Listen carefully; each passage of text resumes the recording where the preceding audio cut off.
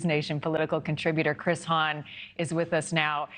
I mean, it's a serious issue, but I mean, listening to both of them, it almost makes you laugh. I mean, these are the two guys who want to be president. Let's get ready to rumble. Yeah, this is not an application for the WWE. We're trying to pick the leader of the free world. And I have said it to you, Marni, and I've said it all over this network the last couple of weeks. We need a serious debate about the issues impacting America and the world. I want one camera, one microphone, one podium, and let these men spell out their vision. I think Donald Trump is afraid of that part because I don't think he has a firm grasp on policy. He's got some top-line platitudes that he could throw out there, and he's really great at the zingers and the one-liners. But you know, if you have a serious debate, a boring moderator where we're really getting into the details of your plans, I don't think Donald Trump's going to do well there. Let's talk about the terms that Biden has laid out. I mean, what is the likelihood that the commission will allow this, that it will move forward in that way? Is there some sort of compromise you see to make this happen? I don't think the commission's a factor here.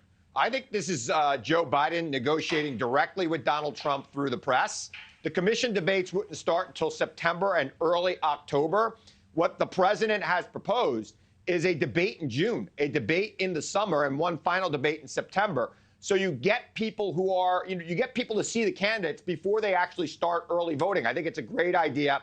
Again, I like the debate in the studio. I think the crowds take away. Remember, there might be 20,000 people in a stadium watching a debate. There are millions of people watching at home who want to hear exactly what these guys are talking about. They don't want to see this back and forth zingers. They don't want a guy like me, a pundit who's supposed to be exciting on TV. They want their president to show them what they are going to do. And a format without a crowd, with a boring moderator in a studio, gives you a better chance and opportunity for the American people to actually understand what these guys want to do. Yeah, no cheers, no jeers, just debate the issues face-to-face, one-on-one.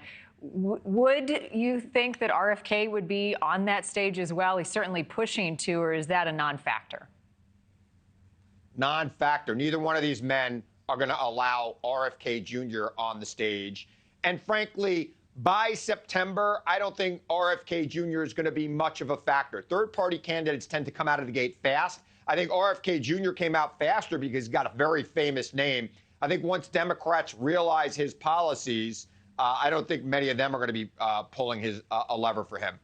Let's talk about each of these as a debater, starting with President Biden. The economy is going to be an issue for him. The war in Israel and the situation in the Middle East will be an issue. What are his strong characteristics when it comes to debating, and how do you think he would handle those two issues that so far have been hurting him? I think that Joe Biden is an excellent debater when you can talk about policies and big plans for the country. I think that he could tout a lot of the things in his economy, but he's got to make sure that the American people understand that he knows he's got more work to do and that he, to quote Bill Clinton, feels their pain when it comes to things like inflation, which you just pointed out to.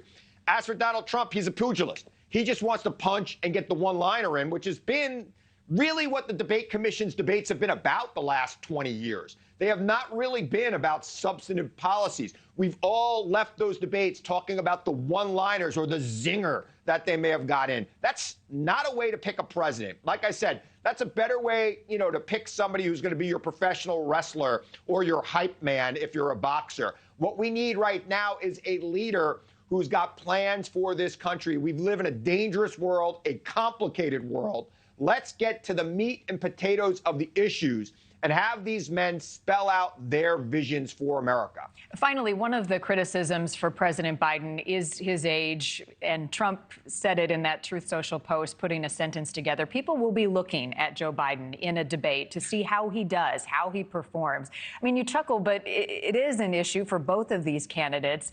How risky is that? Not at all. He has lowered the bar for President Biden, and he has raised the bar for himself. Let's see if he even knows who he's debating. He's confused Joe Biden with Barack Obama almost every time he has spoken the last couple of months. He has confused what era he lives in. The man makes many, many gaffes, President Trump does. So here's my advice.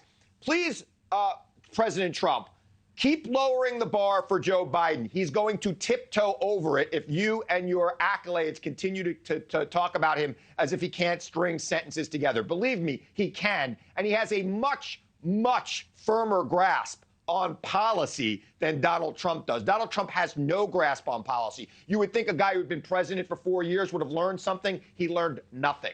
Thank you for watching. Go to newsnationnow.com to find NewsNation on your television provider. And don't forget to click the red subscribe button below to get more of NewsNation's fact-driven, unbiased coverage.